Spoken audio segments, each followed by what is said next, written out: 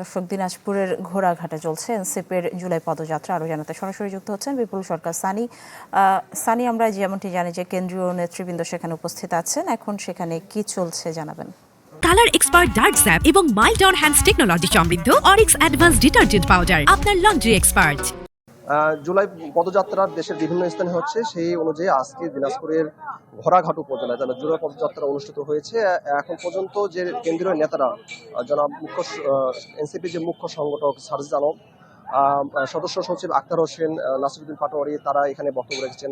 Doctor Abdul আহাদ তারা এখানে বক্তব্য রেখেছেন। তারা যে মূলত যে বক্তব্যটা রেখেছেন, তারা বলছেন যে গণভোট বাস্তবায়ন, বিদ্যুৎ সংকট নিরসন, একই সাথে দ্রব্যমূল্য নিয়ন্ত্রণ এবং কর্মসংস্থান বৃদ্ধি। একই সাথে তারা বলছেন যে দেশের বিভিন্ন স্থানে যেসব উন্নয়ন প্রয়োজন সেসব উন্নয়ন আসলে হচ্ছে না, এই অভিযোগটা তারা করেছেন। এবং স্থানীয় যারা সংসদ সদস্য নির্বাচিত হয়েছেন তাদের প্রতি তারা আহ্বান জানিয়েছেন যাতে করে এই গণভোট বাস্তবায়নের পাশাপাশি উন্নয়নগুলো হয়।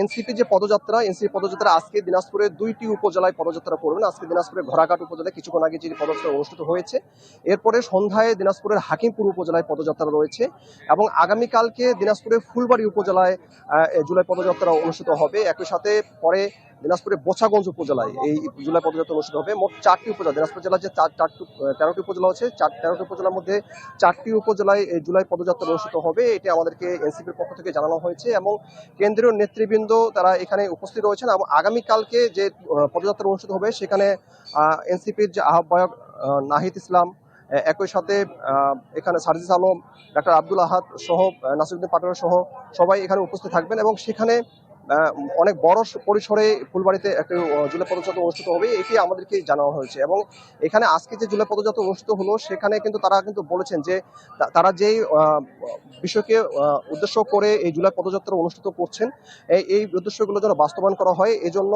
সরকারের প্রতি এবং সংশ্লিষ্ট যারা এমপি রয়েছেন, মন্ত্রী রয়েছেন, তাদের প্রতি আহ্বান জানিয়েছেন এবং জনগণকে ঐক্যবদ্ধ থাকতে আহ্বান জানিয়েছেন যাতে করে গণভোটের যে রায়, সেই রায়টা বাস্তবায়ন করা হয়।